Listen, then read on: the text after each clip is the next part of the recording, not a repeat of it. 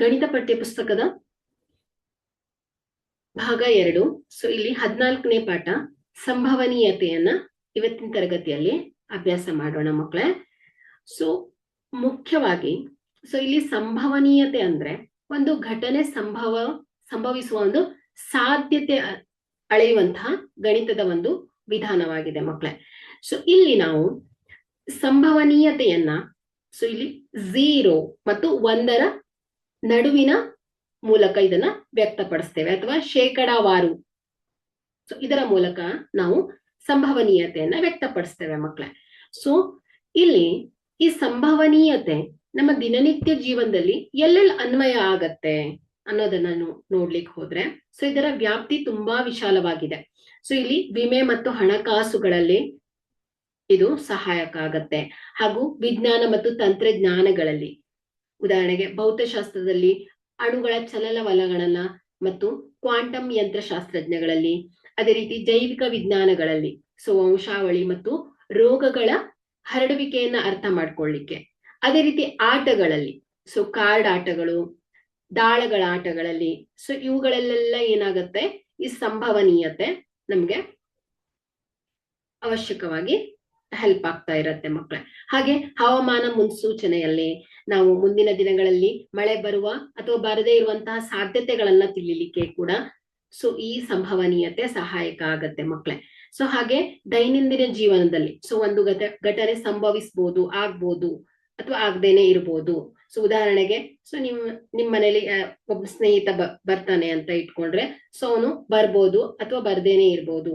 So ಬರ್ತಾನೋ ಇಲ್ವೋ, so ಇಂತಹ ಪ್ರಶ್ನೆಗಳಿಗೆಲ್ಲ ಉತ್ತರಗಳು ನಮ್ಗೆ ಈ ಸಂಭವನೀಯತೆಯಿಂದ ದೊರಕತ್ತೆ ಮಕ್ಕಳೇ. ಸೊ ನಾವು ಈ ಒಂದು ಅಧ್ಯಾಯದಲ್ಲಿ ಸಂಭವನೀಯತೆಗೆ ಸಂಬಂಧಿಸಿದ ಹಾಗೆ ಏನು ನಾವು ತಿಳ್ಕೊಳ್ಳಿಕ್ ಹೊರಟಿದ್ದೇವೆ, ಸೊ ಯಾವ ಯಾವ ಪರಿಕಲ್ಪನೆಗಳಿವೆ ಅನ್ನೋದನ್ನ ನೋಡ್ಲಿಕ್ಕೆ ಹೋದ್ರೆ ಸೊ ಮೊದಲನೇದಾಗಿ ನಾವಿಲ್ಲಿ ಚಟುವಟಿಕೆ ಅಂದ್ರೆ ಏನು ಅನ್ನೋದನ್ನ ತಿಳ್ಕೊಳ್ತೇವೆ. ಸೊ ಹಾಗೆ ಘಟನೆ, ಅದೇ ರೀತಿ ಫಲಿತಗಳು ಅಂದ್ರೆ ಏನು ಅನ್ನೋದನ್ನ ಅರ್ಥ ಮಾಡ್ಕೊಳ್ತೇವೆ.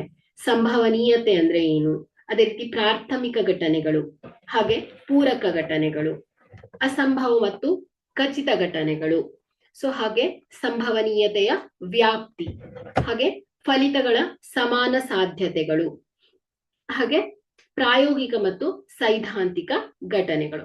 ಸೊ ಇದಿಷ್ಟು ಕಾನ್ಸೆಪ್ಟ್ ಅನ್ನ ನೀವು ಅರ್ಥ ಮಾಡ್ಕೊಂಡ್ರೆ ಸೊ ಈ ಅಧ್ಯಾಯ ತುಂಬಾ ಈಸಿ ಇದೆ ಮಕ್ಕಳೇ, ತುಂಬಾ ಈಸಿಯಾಗಿ ಆನ್ಸರ್ ಮಾಡ್ಬೋದು. ಬಟ್ ಈ ಚಿಕ್ಕ ಚಿಕ್ಕ ಕಾನ್ಸೆಪ್ಟ್ ಗಳನ್ನ ನೀವು ಚೆನ್ನಾಗಿ ತಿಳ್ಕೊಂಡಿರ್ಬೇಕು. ಸೊ ಒಂದೊಂದಾಗಿ ನಾವು ಕಾನ್ಸೆಪ್ಟ್ ಅನ್ನ ಅರ್ಥ ಮಾಡ್ಕೊಳ್ತಾ ಹೋಗೋಣ ಮಕ್ಕಳೇ. ಸೊ ಮೊದಲನೇದಾಗಿ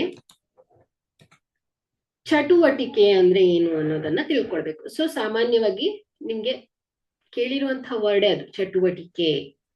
ನೋಡಿ, ಚಟುವಟಿಕೆ ಅಂದ್ರೆ ಒಂದು ಕಾರ್ಯ ಅಥವಾ ಪ್ರಕ್ರಿಯೆ ಅಂತ ಹೇಳ್ತೇವೆ. ನೋಡಿ, ಇಲ್ಲಿ ನಿಮ್ಗೆ 3 ಚಿತ್ರ ಕಾಣ್ತಾ ಇದೆ. ನೋಡಿ, ಒಂದು ಕಾರ್ಡ್ ಬೋರ್ಡ್ ಇದೆ, ಅದರಲ್ಲಿ ಒಂದಿಷ್ಟು ಕಲರ್ಸ್ ಗಳಿವೆ, ಹಾಗೆ ಏರೋ ಮಾರ್ಕ್ ಇದೆ. ಸೊ ಎರಡನೆಯ ಚಿತ್ರವನ್ನ ಗಮನಿಸಿದ್ರೆ ಸೊ ಇಲ್ಲಿ ಡೈಸ್ ಗಳು ಕಾಣ್ತಾ ಇದೆ. ಸೊ ಇವುಗಳನ್ನು ನೀವು ನೋಡಿರ್ತೀರಾ. ಹಾಗೆ ಇನ್ನೊಂದು ಚಿತ್ರ ಇದೆ. ಸೊ ಇಲ್ಲಿ ಕಾಯಿನ್ ಇದೆ, ಹೆಡ್ ಮತ್ತೆ ಟೇಲ್, 2 ಮುಖಗಳಿರತ್ತೆ ಅಲ್ವಾ.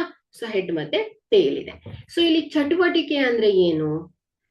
ಮೊದಲನೇ ಒಂದು ಉದಾಹರಣೆಯಲ್ಲಿ ಈ ಕಾರ್ಡ್ ಬೋರ್ಡ್ ಅನ್ನ ತಿರುಗಿಸೋದು, ಎರಡನೇ ಉದಾಹರಣೆಯಲ್ಲಿ ದಾಳಗಳನ್ನ ರೋಲ್ ಮಾಡೋದು, ಮೂರನೇ ಚಿತ್ರದಲ್ಲಿ ಕಾಯಿನ್ ಅನ್ನ ಫ್ಲಿಪ್ ಮಾಡೋದು. ಸೊ ಇವುಗಳು ಏನಾಗತ್ತೆ ಹೇಳಿ, ಚಟುವಟಿಕೆ, ಸಮಥಿಂಗ್ ದಟ್ ಹ್ಯಾಪನ್ಸ್. ಸೊ ಇದನ್ನ ನಾವೇನಂತ ಹೇಳ್ತೇವೆ, ಚಟುವಟಿಕೆ ಅಂತ ಹೇಳ್ತೇವೆ ಮಕ್ಕಳೇ. ಸೊ ಇಷ್ಟೇ. ಸೊ ಎರಡನೆಯ ಕಾನ್ಸೆಪ್ಟ್ ಘಟನೆ ಅಂದ್ರೆ ಏನು? ಸೊ ಚಟುವಟಿಕೆ ಅಂದ್ರೆ ಏನು? ಈ ಒಂದು ಕಾರ್ಡ್ ಬೋರ್ಡ್ ಅನ್ನ ಸ್ಪಿನ್ ಮಾಡೋದು, ಹಾಗೆ ಡೈಸ್ ಅನ್ನ ರೋಲ್ ಮಾಡೋದು, ಹಾಗೆ ಕಾಯಿನ್ ಅನ್ನ ಫ್ಲಿಪ್ ಮಾಡೋದು. ಸೊ ಇವುಗಳೆಲ್ಲ ಏನಾಯ್ತು ಹೇಳಿ, ಚಟುವಟಿಕೆ ಅಂತ ಆಯ್ತು ಮಕ್ಕಳೇ. ಹಾಗಾದ್ರೆ ಘಟನೆ ಅಂದ್ರೆ ಏನು? ಸೊ ಎರಡನೇ ಕಾನ್ಸೆಪ್ಟ್ ಏನಿದೆ, ಘಟನೆ ಅಲ್ವಾ. ಸೊ ಇಲ್ಲಿ ಈಗ ನೀವು ಇಲ್ಲೂ ಕೂಡ 2 ಚಿತ್ರವನ್ನ ಕಾಣ್ತಾ ಇದ್ದೀರಾ. ಡೈಸ್ ಇದೆ, ಹಾಗೆ ಕಾರ್ಡ್ ಬೋರ್ಡ್ ಇದೆ. ಸೊ ಇಲ್ಲಿ ಈ ಒಂದು ಡೈಸ್ ಅನ್ನ ರೋಲ್ ಮಾಡೋದು ಚಟುವಟಿಕೆ ಆದ್ರೆ, ಈ ರೋಲ್ ಮಾಡಿದಾಗ 4 ಬೀಳತ್ತೆ ಅಥವಾ 2 ಬೀಳತ್ತೆ. ಸೊ ಈ ಎರಡು ಬೀಳೋದೇನಿದೆ ಅಲ್ವಾ ಮಕ್ಳೇ, ಸೊ ಇದನ್ನ ನಾವೇನಂತ ಹೇಳ್ತೇವೆ, ಘಟನೆ ಅಂತ ಹೇಳ್ತೇವೆ. ಓಕೆ, ಸೊ ಇಲ್ಲಿ ಡೈಸ್ ಅನ್ನ ರೋಲ್ ಮಾಡೋದು ಚಟುವಟಿಕೆ ಆದ್ರೆ, ಸೊ ಈ ಚಟುವಟಿಕೆ ಮಾಡಿದಾಗ ಯಾವ ಸಂಖ್ಯೆ ಬರತ್ತಲ್ವಾ, ಸೊ ಅದನ್ನ ಏನಂತ ಹೇಳ್ತೇವೆ ನಾವು, ಘಟನೆ ಅಂತ ಹೇಳ್ತೇವೆ. ಅದೇ ರೀತಿ ಇನ್ನೊಂದು ಉದಾಹರಣೆ. ಸೊ ಇಲ್ಲಿ ಕಾರ್ಡ್ ಬೋರ್ಡ್ ಇದೆ. ಸೊ ಅಲ್ಲಿ ಎಷ್ಟು 8 ಕಲರ್ಸ್ ಇದೆ. ಸೊ ಇಲ್ಲಿ ಕಾರ್ಡ್ ಬೋರ್ಡ್ ಅನ್ನ ಸ್ಪಿನ್ ಮಾಡೋದು ಚಟುವಟಿಕೆ ಆದ್ರೆ, ಸ್ಪಿನ್ ಮಾಡಿದಾಗ ಈ ಏರೋ ಮಾರ್ಕ್ ಬ್ಲೂವಿಗೆ ಬಂದ್ ನಿಂತಿದೆ, ಅಂದ್ರೆ ನೀಲಿ ಬಣ್ಣಕ್ಕೆ ಬಂದ್ ನಿಂತಿದೆ. ಸೊ ಈ ನೀಲಿ ಬಣ್ಣ ಬರೋದು ಒಂದು ಘಟನೆ. ಸೊ ಇನ್ನೊಮ್ಮೆ ಕಾರ್ಡ್ ಬೋರ್ಡ್ ಅನ್ನ ಸ್ಪಿನ್ ಮಾಡ್ತೇನೆ, ಆ ಏರೋ ಮಾರ್ಕು ಕೆಂಪು ಬಣ್ಣಕ್ಕೆ ಬಂದ್ ನಿಲ್ಲತ್ತೆ. ಸೊ ಆಗ ಕೆಂಪು ಬಣ್ಣ ಬೀಳೋದು ಒಂದು ಘಟನೆ. ಸೊ ಈ ಚಿಕ್ಕ ಚಿಕ್ಕ ಪಾಯಿಂಟ್ಸ್ ಅನ್ನ ನೀವು ಅರ್ಥ ಮಾಡ್ಕೊಳ್ಬೇಕು. ಇಲ್ಲಿ ಇದಿಷ್ಟು ಕಾನ್ಸೆಪ್ಟ್ ಅನ್ನ ನೀವು ತಿಳ್ಕೊಬಿಟ್ರೆ ಪ್ರಾಬ್ಲಮ್ಸ್ ಅನ್ನ ತುಂಬಾ ಈಸಿಯಾಗಿ ಸಾಲ್ವ್ ಮಾಡ್ಬಿಡ್ತೀರಾ. ಓಕೆ, ಸೊ ಇದು ಘಟನೆ ಆದವು ಮಕ್ಕಳು. ಸೊ ಚಟುವಟಿಕೆ ಅಂದ್ರೆ ಏನು ಅಂತ ತಿಳ್ಕೊಂಡ್ರಿ. ಸೊ ಹಾಗೆ ಘಟನೆ ಅಂದ್ರೆ ಏನು ಅಂತ ಕೂಡ ಅರ್ಥ ಮಾಡ್ಕೊಂಡ್ರಿ. ಸೊ ಮೂರನೇ ಕಾನ್ಸೆಪ್ಟ್ ಯಾವುದು, ಫಲಿತಗಳು. ಸೊ ಇಲ್ಲೂ ಕೂಡ 3 ಉದಾಹರಣೆಗಳಿವೆ. ಸೊ ಮೊದಲನೇದಲ್ಲಿ ಕಾಯಿನ್ಸ್. ಸೊ ಕಾಯಿನ್ ಅನ್ನ ಫ್ಲಿಪ್ ಮಾಡೋದು ಚಟುವಟಿಕೆ ಆದ್ರೆ, ಫ್ಲಿಪ್ ಮಾಡಿದಾಗ ಹೆಡ್ ಬೀಳೋದು ಒಂದು ಘಟನೆ, ಟೇಲ್ ಬೀಳೋದು ಒಂದು ಘಟನೆ. ಅದೇ ರೀತಿ ಎರಡನೆಯ ಚಿತ್ರದಲ್ಲಿ ಡೈಸ್ ಇದೆ. ಡೈಸ್ ರೋಲ್ ಮಾಡೋದು ಒಂದು ಚಟುವಟಿಕೆ ಆದ್ರೆ, ರೋಲ್ ಮಾಡಿದಾಗ 1 ಬೀಳೋದು ಒಂದು ಘಟನೆ, 4 ಬೀಳೋದು ಒಂದು ಘಟನೆ. ಆಯ್ತಾ? ಸೊ ಇಲ್ಲಿ ಹಾಗಾದ್ರೆ ಫಲಿತ ಅಂದ್ರೆ ಏನು? ಸೊ ಸಾಮಾನ್ಯವಾಗಿ ಆಕ್ಚುಲ್ ಆಗಿ ನೀವು ಡೈಸ್ ಅನ್ನ ರೋಲ್ ಮಾಡ್ತೀರಾ. ಸೊ ನಿಮ್ಗೆ ಮೈಂಡ್ ಅಲ್ಲಿ ಏನಿರುತ್ತೆ, 4 ಬೀಳ್ಬೇಕು ಅಂತ ಇರುತ್ತೆ. ಸೊ ಆಟ ಆಡ್ತಾ ಇರ್ತೀರಾ. ಸೊ ಆಗ ನೀವು ರೋಲ್ ಮಾಡ್ಬೇಕಾದ್ರೆ ನಿಮ್ ಮೈಂಡ್ ಅಲ್ಲಿ ಏನಿರುತ್ತೆ, 4 ಬೀಳ್ಬೇಕೀಗ ನನ್ಗೆ ಅಂತ ಇರುತ್ತೆ. ಬಟ್ ರೋಲ್ ಮಾಡಿದಾಗ ಅಲ್ಲಿ ಏನ್ ಬೀಳತ್ತೆ, 6 ಬಿದ್ಬಿಡತ್ತೆ. ಸೊ ಆಕ್ಚುಲ್ ಆಗಿ ನೀವು ಬೀಳ್ಬೇಕಾಗಿರೋದು ಏನಾಗಿತ್ತು, 4. ಬಟ್ ಅಲ್ಲಿ ಬಂದಿರೋದೇನು, ಔಟ್ಕಮ್, ಫಲಿತ ಏನ್ ಬಂದಿದೆ, 5 ಬಿದ್ಬಿಟ್ಟಿದೆ. ಸೊ ಇದನ್ನ ನೀವು ಎಕ್ಸೆಪ್ಟ್ ಮಾಡ್ಕೊಳ್ಳೇಬೇಕು ಅಲ್ವಾ? ಸೊ ಇದನ್ನ ಏನಂತ ಹೇಳ್ತೇವೆ ನಾವು, ಫಲಿತ ಅಂತ ಹೇಳ್ತೇವೆ. So actual outcome. ಸೊ ಇದನ್ನ ನಾವು ಅಂದ್ರೆ ಫೈನಲ್ ಪ್ರಾಡಕ್ಟ್ ಅಂತ ಹೇಳ್ತೇವೆ. ಸೊ ಇದನ್ನ ಎಕ್ಸೆಪ್ಟ್ ಮಾಡ್ಕೊಳ್ಳೇಬೇಕು. ಫಾರ್ ಎಕ್ಸಾಂಪಲ್, ನಿಮ್ ಸ್ಕೂಲ್ ಮತ್ತೆ ಅಪೋಸಿಟ್ ಸ್ಕೂಲ್ ನಡುವೆ ಒಂದು ಮ್ಯಾಚ್ ಇರುತ್ತೆ, ಒಂದು ಕಬಡ್ಡಿ ಮ್ಯಾಚ್ ಇರುತ್ತೆ ಅಂತ ಇಟ್ಕೊಳ್ಳಿ. ಸೊ ಆಗ ನಿಮ್ ಸ್ಕೂಲ್ ನವರಿಗೆಲ್ಲ ಏನಿರುತ್ತೆ, ಸೊ ಇಲ್ಲಿ ಕಬಡ್ಡಿ ಮ್ಯಾಚ್ ನಡೆಯೋದು ಒಂದು ಚಟುವಟಿಕೆ ಆದ್ರೆ, ಸೊ ಆಕ್ಚುಲ್ ಆಗಿ ನಿಮ್ ಸ್ಕೂಲ್ ವಿನ್ ಆಗ್ಬೇಕು ಅನ್ನೋದು ನಿಮ್ ಮೈಂಡ್ ಅಲ್ಲಿ ಇರುತ್ತೆ. ಬಟ್ ಫೈನಲ್ ಔಟ್ಕಮ್ ಏನಾಗ್ಬಿಡತ್ತೆ, ಬೇರೆ ಸ್ಕೂಲ್ ವಿನ್ ಆಗ್ಬಿಡತ್ತೆ. ಸೊ ಇದು ಫೈನಲ್ ಔಟ್ಕಮ್. ಸೊ ಇದನ್ನ ನೀವು ಎಕ್ಸೆಪ್ಟ್ ಮಾಡ್ಕೊಳ್ಳೇಬೇಕು ಅಲ್ವಾ? ಸೊ ಇದು ಔಟ್ಕಮ್ ಅಥವಾ ಫಲಿತಗಳು ಅಂತ. ಸೊ ಒಂದು ಆಕ್ಟಿವಿಟಿ ಆದಾಗ, ಅಂದ್ರೆ ಒಂದು ಚಟುವಟಿಕೆ ನಡೆದಾಗ, ಸೊ ಯಾವ ಒಂದು ಔಟ್ಕಮ್ ಬರತ್ತಲ್ವಾ, ಸೊ ಒಂದು ಘಟನೆ ನಡೆಯತ್ತಲ್ವಾ, ಸೊ ಅದನ್ನ ಏನಂತೇವೆ, ಔಟ್ಕಮ್ ಅಥವಾ ಸೊ ಫಲಿತಗಳು ಅಂತ ಹೇಳ್ತೇವೆ ಮಕ್ಕಳೇ. ಅದೇ ರೀತಿ ಕಾರ್ಡ್ ಬೋರ್ಡಿನ ಎಕ್ಸಾಂಪಲ್ ಏನೇ ತಗೊಳ್ಳಿ. ಸೊ ಕಾರ್ಡ್ ಬೋರ್ಡ್ ಅನ್ನ ಸ್ಪಿನ್ ಮಾಡೋದು ಒಂದು ಚಟುವಟಿಕೆ ಆದ್ರೆ, ಸೊ ಸ್ಪಿನ್ ಮಾಡಿದಾಗ ಆಕ್ಚುಲ್ ಆಗಿ ನಿಮ್ಗೆ ರೆಡ್ ಬೀಳ್ಬೇಕು ಅಂತ ಇರುತ್ತೆ. ಬಟ್ ಏನಾಗತ್ತೆ, ಬ್ಲೂ ಬಿದ್ಬಿಡತ್ತೆ. ಸೊ ಇಲ್ಲಿ ಬ್ಲೂ ಬೀಳೋದು ಒಂದು ಘಟನೆ, ಹಾಗೆ ಇದೊಂದು ಫೈನಲ್ ಔಟ್ಕಮ್. ಓಕೆ, ಸೊ ಇದು ಫಲಿತಗಳು ಅಂದ್ರೆ ಏನು ಅಂತ. ಓಕೆ, ಸೊ ನೆಕ್ಸ್ಟ್ ಸಂಭವನೀಯತೆ. ನಾವು ಈ ಘಟನೆ, ಚಟುವಟಿಕೆ ಇವುಗಳನ್ನ ಸರಿಯಾಗಿ ತಿಳ್ಕೊಂಡ್ರೆ ಸಂಭವನೀಯತೆಯನ್ನ ಅರ್ಥ ಮಾಡ್ಕೊಳ್ಬಹುದು. ಹಾಗಾದ್ರೆ ಸಂಭವನೀಯತೆ ಅಂದ್ರೆ ಏನು? P of E. ಸೊ ಇದನ್ನ ಗಣಿತದಲ್ಲಿ ಯಾವ ರೀತಿ ರೆಪ್ರೆಸೆಂಟ್ ಮಾಡ್ತೇವೆ? P of E is equal to ಘಟನೆ ಇಗೆ ಅನುಕೂಲಿಸುವ ಫಲಿತಗಳ ಸಂಖ್ಯೆ ಡಿವೈಡೆಡ್ ಬೈ ಪ್ರಯೋಗದ ಎಲ್ಲಾ ಸಾಧ್ಯ ಫಲಿತಗಳ ಸಂಖ್ಯೆ. ಸೊ ಇದು ಸೂತ್ರ.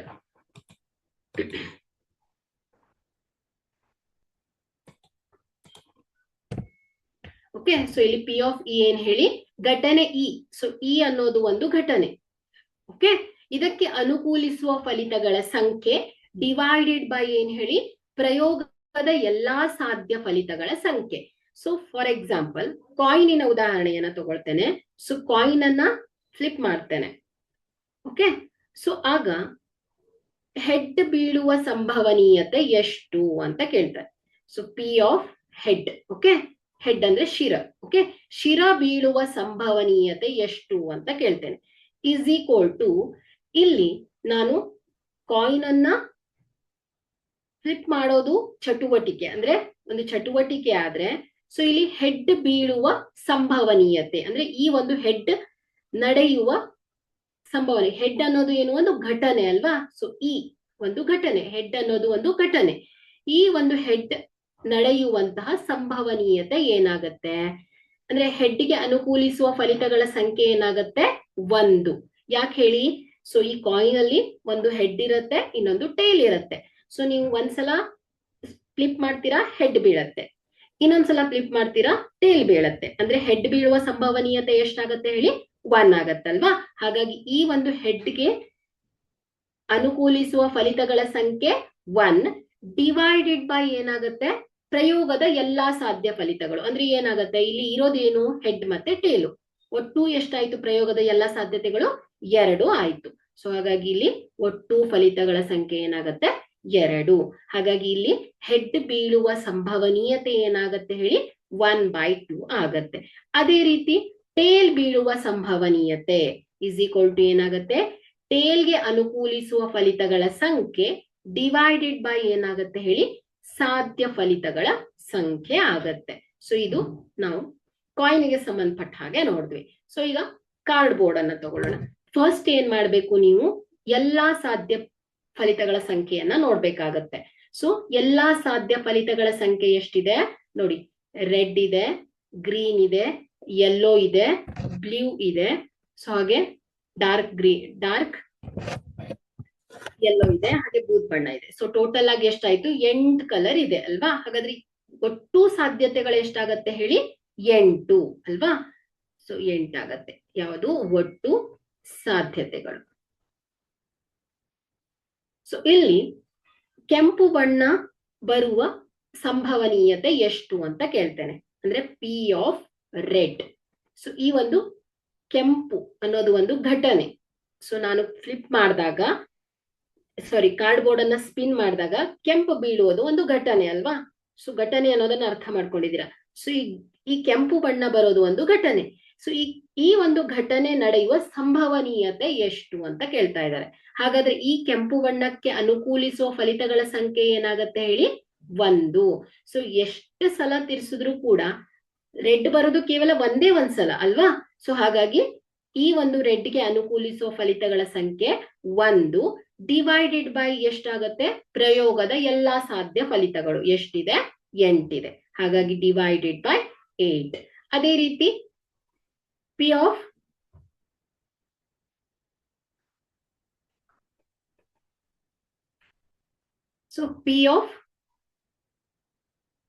ಯೆಲ್ಲೋ ಬೀಳುವ ಸಂಭವನೀಯತೆ ಏನಾಗತ್ತೆ, 1/8 ಆಗತ್ತೆ. ಯಾಕಂದ್ರೆ ಇಲ್ಲಿ ಕೇವಲ ಒಂದೇ ಯೆಲ್ಲೋ ಬಣ್ಣ ಇದೆ, ಹಾಗಾಗಿ 8 ಸಲ ತಿರುಗಿದಾಗ 8 ಕಲರ್ ಬರುತ್ತೆ ಅಂತ. ಸೊ ಹಾಗಾಗಿ ಇಲ್ಲಿ ಯೆಲ್ಲೋ ಬರುವ ಸಂಭವನೀಯತೆ ಏನಾಗತ್ತೆ ಹೇಳಿ, 1/8 ಆಗತ್ತೆ. ಇಷ್ಟೇ ಸಂಭವನೀಯತೆಯ ಸೂತ್ರವನ್ನ ನೆನಪಿನಲ್ಲಿ ಇಟ್ಕೊಳ್ಬೇಕು. P of E is equal to ಘಟನೆ ಇಗೆ ಅನುಕೂಲಿಸುವ ಫಲಿತಗಳ ಸಂಖ್ಯೆ ಡಿವೈಡೆಡ್ ಬೈ ಏನಾಗತ್ತೆ ಹೇಳಿ, ಪ್ರಯೋಗದ ಎಲ್ಲಾ ಸಾಧ್ಯ ಫಲಿತಗಳ ಸಂಖ್ಯೆ ಆಗತ್ತೆ. ಸೊ ಈಗ ಪ್ರಾಥಮಿಕ ಘಟನೆಗಳು ಅಂದ್ರೆ ಏನು ಅಂತ ನೋಡ್ಬೇಕು. ಸೊ ಇಲ್ಲಿ ಪ್ರತಿಯೊಂದು ಘಟನೆ, ಸೊ ಇಲ್ಲಿ ಏನ ಅಬ್ಸರ್ವ್ ಮಾಡಿದ್ರೆ, ಸೊ ಇಲ್ಲಿ ಕಾರ್ಡ್ ಬೋರ್ಡ್ ಇದೆ, 8 ಕಲರ್ಸ್ ಇದೆ. ಸೊ ಇಲ್ಲಿ ಕಾರ್ಡ್ ಬೋರ್ಡ್ ಅನ್ನ 8 ಸಲ ತಿರುಗಿಸಿದಾಗ ಒಂದೊಂದು ಕಲರ್ ಬರ್ತಾ ಹೋಗುತ್ತೆ ಅಂತ. ಹಾಗಾದ್ರೆ ಇಲ್ಲಿ ಪಿ ಆಫ್ ರೆಡ್ ಅಂದ್ರೆ ಕೆಂಪು ಬಣ್ಣ ಬರುವ ಸಂಭವನೀಯತೆ ಏನಾಗತ್ತೆ, 1/8. ಅದೇ ರೀತಿ ಪಿ ಆಫ್ ಗ್ರೀನ್ ಹಸಿರು ಬಣ್ಣ ಬರುವ ಸಂಭವನೀಯತೆ ಏನಾಗತ್ತೆ, 1/8. ಹಾಗೆ ಹಳದಿ ಬಣ್ಣ ಬರುವ ಸಂಭವನೀಯತೆ 1/8. ಹಾಗೆ ನೀಲಿ ಬಣ್ಣ ಬರುವ ಸಂಭವನೀಯತೆ 1/8. ಹಾಗೆ ಪಿ ಆಫ್ ಡಾರ್ಕ್ ಯೆಲ್ಲೋ ಅಲ್ವಾ. ಸೊ ಡಾರ್ಕ್ ಯೆಲ್ಲೋ ಬರುವ ಸಂಭವನೀಯತೆ 1/8. ಹಾಗೆ ಪಿ ಆಫ್ ಬೂದು ಬಣ್ಣ ಬರುವ ಸಂಭವನೀಯತೆ ಏನಾಗತ್ತೆ, 1/8 ಆಗತ್ತೆ. ಟೋಟಲ್ 6 ಬಣ್ಣ ಇದೆ ಅಲ್ವಾ. ಸೊ 6 ಆದ್ರೆ, ಸೊ 1 ಸೆಕೆಂಡ್. ಸೊ ಟೋಟಲ್ ಎಷ್ಟಿದೆ, 1 2 3 4 5 6 ಇದೆ. ಹಾಗಾದ್ರೆ ಇಲ್ಲಿ ಒಟ್ಟು ಫಲಿತಗಳ ಸಂಖ್ಯೆ ಎಷ್ಟಾಗತ್ತೆ ಹೇಳಿ, 6 ಆಗತ್ತೆ. ಸೊ ಇಲ್ಲಿ ಪಿ ಆಫ್ ರೆಡ್ ಬೀಳುವ ಸಂಭವನೀಯತೆ 1/6 ಆಗುತ್ತೆ. ಯಾಕಂದ್ರೆ ಈ ಒಟ್ಟು ಫಲಿತಗಳ ಸಂಖ್ಯೆ ಏನು 6 ಇದೆ. ಸೊ ನಾ 8 ಅಂತ ಹೇಳಿದೆ, ಸಾರಿ. ಸೊ 1/6. ಅದೇ ರೀತಿ ಹಸಿರು ಬಣ್ಣ ಬರುವ ಸಂಭವನೀಯತೆ 1/6. ಅದೇ ರೀತಿ ಹಳದಿ ಬಣ್ಣ ಬರುವ ಸಂಭವನೀಯತೆ 1/6. ಹಾಗೆ ನೀಲಿ ಬಣ್ಣ ಬರುವ ಸಂಭವನೀಯತೆ 1/6. ಅದೇ ರೀತಿ dark yellow, so dark yellow ಬರುವ ಸಂಭವನೀಯತೆ 1/6. ಹಾಗೆ ಬೂದು ಬಣ್ಣ ಬರುವ ಸಂಭವನೀಯತೆ 1/6. ಸೊ ಇಲ್ಲಿ ಪ್ರತಿಯೊಂದು ಇಂಡಿವಿಜುವಲ್ ಈವೆಂಟ್ಸ್, ಸೊ ಇದನ್ನ ಏನಂತ ಹೇಳ್ತೇವೆ ನಾವು, ಪ್ರಾಥಮಿಕ ಘಟನೆಗಳು ಅಂತ ಹೇಳ್ತೇವೆ. ಪ್ರತಿಯೊಂದು ಇಂಡಿವಿಜುವಲ್ ಈವೆಂಟ್ಸ್ ಅನ್ನ ಏನಂತ ಹೇಳ್ತೇವೆ ನಾವು, ಪ್ರಾಥಮಿಕ ಘಟನೆಗಳು ಅಂತ ಹೇಳ್ತೇವೆ. ಸೊ ಉದಾಹರಣೆಗೆ, ಸೊ ಇಲ್ಲಿ ಇನ್ನೊಂದು ಕಾರ್ಡ್ ಬೋರ್ಡ್ ಅನ್ನ ಕೊಟ್ಟಿದ್ದೇನೆ. ಸೊ ಇಲ್ಲಿ ರೆಡ್, ಹಳದಿ ಬಣ್ಣ, ರೆಡ್ ಹಾಗೂ ನೀಲಿ ಬಣ್ಣ. ಓಕೆ, ಸೊ 4 ಕಲರ್ ಇದೆ. ಸೊ ಇಲ್ಲಿ ನಾನೇನ್ ಕೇಳ್ತೇನೆ, ಕೆಂಪು ಬಣ್ಣ ಬರುವ ಸಂಭವನೀಯತೆಯನ್ನ ಕಂಡು ಹಿಡಿಯಿರಿ ಅಂತ ಹೇಳ್ತೇನೆ. ಸೊ ಇಲ್ಲಿ ಕಾರ್ಡ್ ಬೋರ್ಡ್ ಅನ್ನ ಸ್ಪಿನ್ ಮಾಡೋದು ಒಂದು ಚಟುವಟಿಕೆ ಆದ್ರೆ, ಸೊ ಇಲ್ಲಿ ಕೆಂಪು ಬಣ್ಣ ಬೀಳುವ ಸಂಭವನೀಯತೆ ಏನಾಗತ್ತೆ ಹೇಳಿ. ಸೊ ಈ ಕೆಂಪು ಬಣ್ಣಕ್ಕೆ ಅನುಕೂಲಿಸುವ ಫಲಿತಗಳ ಸಂಖ್ಯೆ ಡಿವೈಡೆಡ್ ಬೈ ಏನಾಗತ್ತೆ ಹೇಳಿ, ಒಟ್ಟು ಫಲಿತಗಳ ಸಂಖ್ಯೆ ಆಗತ್ತೆ. ಹಾಗಾದ್ರೆ ಇಲ್ಲಿ ಈ ಕೆಂಪು ಬಣ್ಣಕ್ಕೆ ಅನುಕೂಲಿಸುವ ಫಲಿತಗಳ ಸಂಖ್ಯೆ ಎಷ್ಟಾಗತ್ತೆ ಹೇಳಿ, 2 ಆಗತ್ತೆ. ಯಾಕಂದ್ರೆ ಇಲ್ಲಿ ಕೆಂಪು ಬಣ್ಣ ಎಷ್ಟಿದೆ ಈ ಕಾರ್ಡ್ ಬೋರ್ಡ್ ನಲ್ಲಿ, 2 ಇದೆ. ಅಂದ್ರೆ 2 ಟೈಮು ನಮ್ಗೆ ಕೆಂಪು ಬಣ್ಣ ಬರುವ ಸಾಧ್ಯತೆ ಇದೆ ಅಂತ ಆಯ್ತು. ಸೊ ಹಾಗಾಗಿ ಇಲ್ಲಿ ಕೆಂಪು ಬಣ್ಣಕ್ಕೆ ಅನುಕೂಲಿಸುವ ಫಲಿತಗಳ ಸಂಖ್ಯೆ ಡಿವೈಡೆಡ್ ಬೈ ಏನಾಗತ್ತೆ ಹೇಳಿ, ಒಟ್ಟು ಫಲಿತಗಳ ಸಂಖ್ಯೆ 4 ಅಲ್ವಾ. ಸೊ ಹಾಗಾಗಿ ಈಸ್ ಈಕ್ವಲ್ ಟು ಏನಾಗತ್ತೆ ಹೇಳಿ, 1/2. ಸೊ ಹಾಗಾಗಿ ಇಲ್ಲಿ ಕೆಂಪು ಬಣ್ಣ ಬರುವ ಸಂಭವನೀಯತೆ ಏನಾಗತ್ತೆ ಹೇಳಿ, 1/2 ಆಗತ್ತೆ. ಓಕೆ, ಸೊ ಇಲ್ಲಿ ಪ್ರಾಥಮಿಕ ಘಟನೆ ಅಂದ್ರೆ ಏನಾಗುತ್ತೆ, ಈಚ್ ಇಂಡಿವಿಜುವಲ್ ಈವೆಂಟ್ಸ್. ಸೊ ಇದನ್ನ ಏನಂತ ಹೇಳ್ತೇವೆ ನಾವು, ಪ್ರಾಥಮಿಕ ಘಟನೆಗಳು ಅಂತ ಹೇಳ್ತೇವೆ. ಅದೇ ಪೂರಕ ಘಟನೆಗಳು, ಉದಾಹರಣೆಗೆ ಕಾಯಿನ್ ಅನ್ನ ತಗೊಳ್ರೆ, ಸೊ ಕಾಯಿನ್ ಅನ್ನ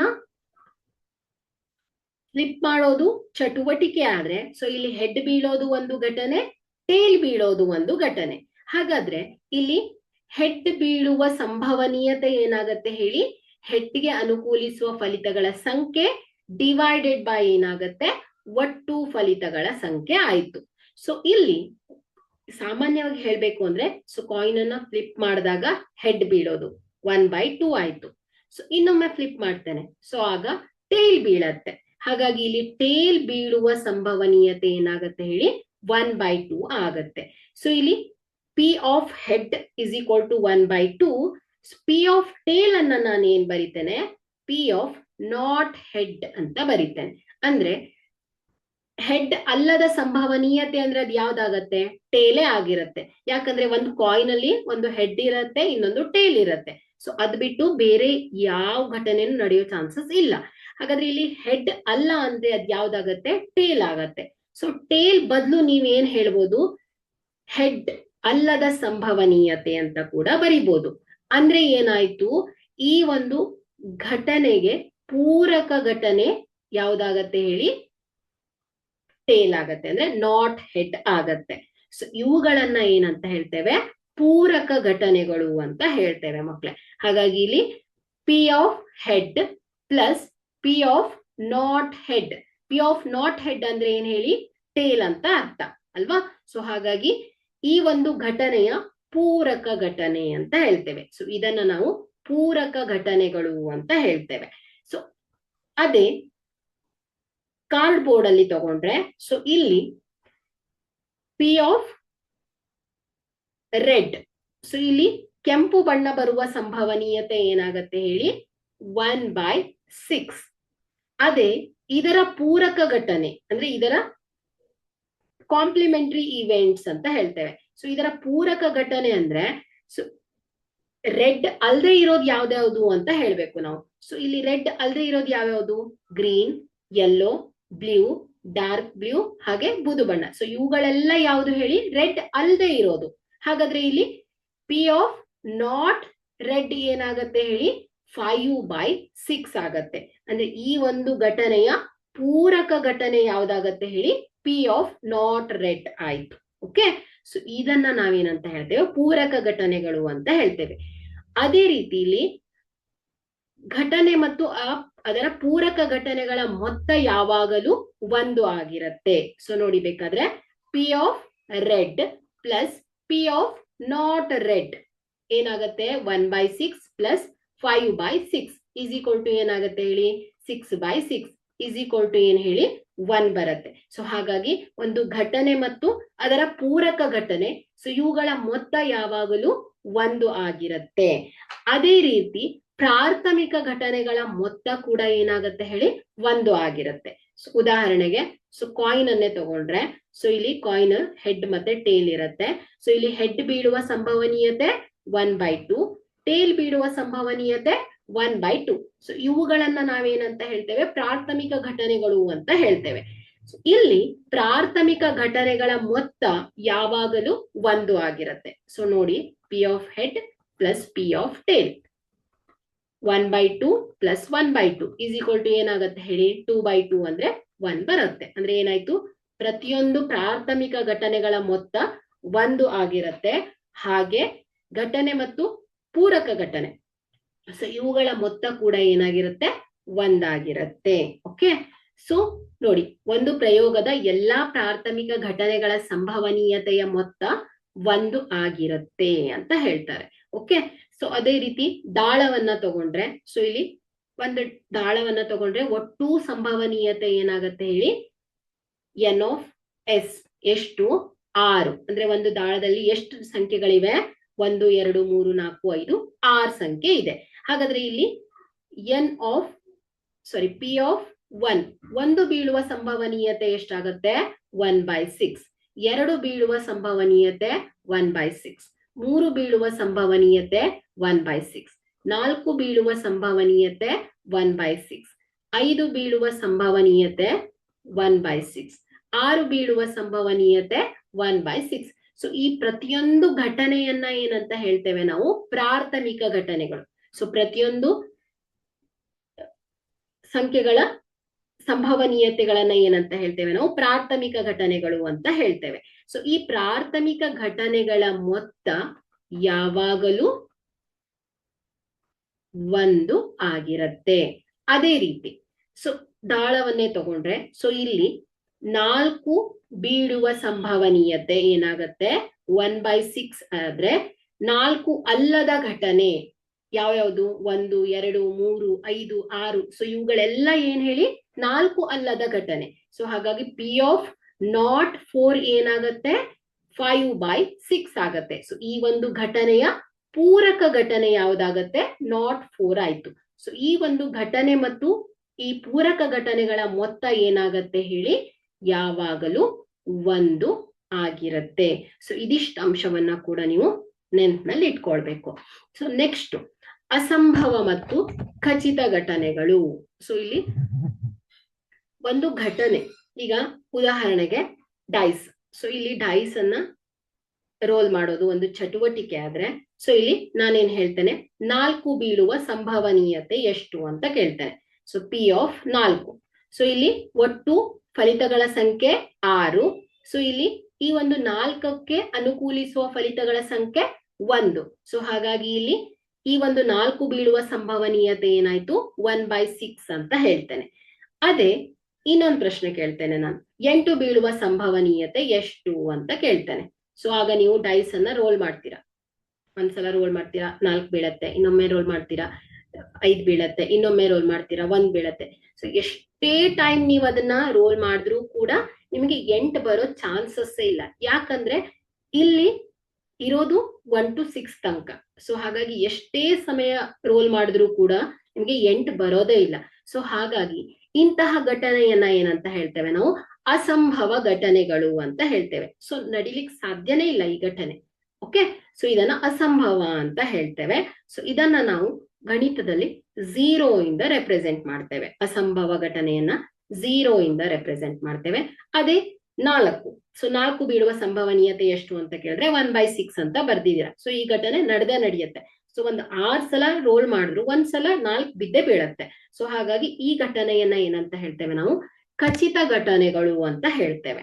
ಸೊ ಹಾಗಾಗಿ ಇದನ್ನ ನಾವು ಗಣಿತದಲ್ಲಿ 1 ಅನ್ನೋ ತರ ರೆಪ್ರೆಸೆಂಟ್ ಮಾಡ್ತೇವೆ. ಸೊ 1ರಿಂದ ಇದನ್ನ ರೆಪ್ರೆಸೆಂಟ್ ಮಾಡ್ತೇವೆ ಖಚಿತ ಘಟನೆಗಳನ್ನ. ಸೊ ಇಷ್ಟೇ ಖಚಿತ ಮತ್ತು ಅಸಂಭವ ಘಟನೆಯ ನಡುವೆ ಇರುವಂತಹ ವ್ಯತ್ಯಾಸ. ಸೊ ನೆಕ್ಸ್ಟ್ ಸಂಭವನೀಯತೆಯ ವ್ಯಾಪ್ತಿ.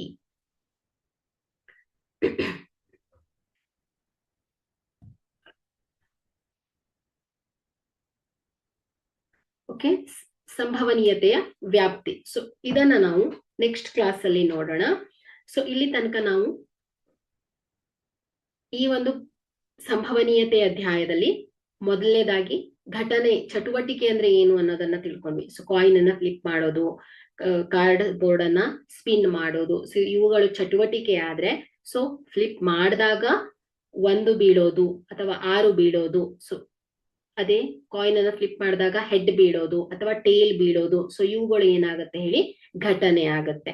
ಸೊ ಅದೇ ಸಂಭವನೀಯತೆ, ಸಂಭವನೀಯತೆಯ ಸೂತ್ರವನ್ನ ನೋಡಿದ್ರಿ. ಸೊ ಈ ಒಂದು ಘಟನೆಗೆ ಅನುಕೂಲಿಸುವ ಫಲಿತಗಳ ಸಂಖ್ಯೆ ಡಿವೈಡೆಡ್ ಬೈ ಏನಾಗತ್ತೆ, ಪ್ರಯೋಗದ ಎಲ್ಲಾ ಸಾಧ್ಯ ಫಲಿತಗಳ ಸಂಖ್ಯೆ ಆಗತ್ತೆ. ಅದೇ ರೀತಿ ಪ್ರಾಥಮಿಕ ಘಟನೆಗಳು, ಪ್ರತಿಯೊಂದು ಈ ಒಂದು ಚಟುವಟಿಕೆಯ ಪ್ರತಿಯೊಂದು ಸಂಭವನೀಯತೆಯನ್ನ ಏನಂತ ಹೇಳ್ತೇವೆ ನಾವು, ಪ್ರಾಥಮಿಕ ಘಟನೆಗಳು ಅಂತ ಹೇಳ್ತೇವೆ. ಸೊ ಅದೇ ಘಟನೆ ಮತ್ತು ಅದರ ಪೂರಕ ಘಟನೆಗಳು, ಸೊ ಇವುಗಳ ಮೊತ್ತ ಯಾವಾಗ್ಲೂ ಏನಾಗಿರುತ್ತೆ, 1 ಆಗಿರುತ್ತೆ. ಅದೇ ರೀತಿ ಪ್ರಾಥಮಿಕ ಮತ್ತು ಓಕೆ, ಇವತ್ತಿನ ಕ್ಲಾಸ್ ಅನ್ನು ಇಲ್ಲಿಗೆ ಎಂಡ್ ಮಾಡ್ತೇನೆ. Once again thank you.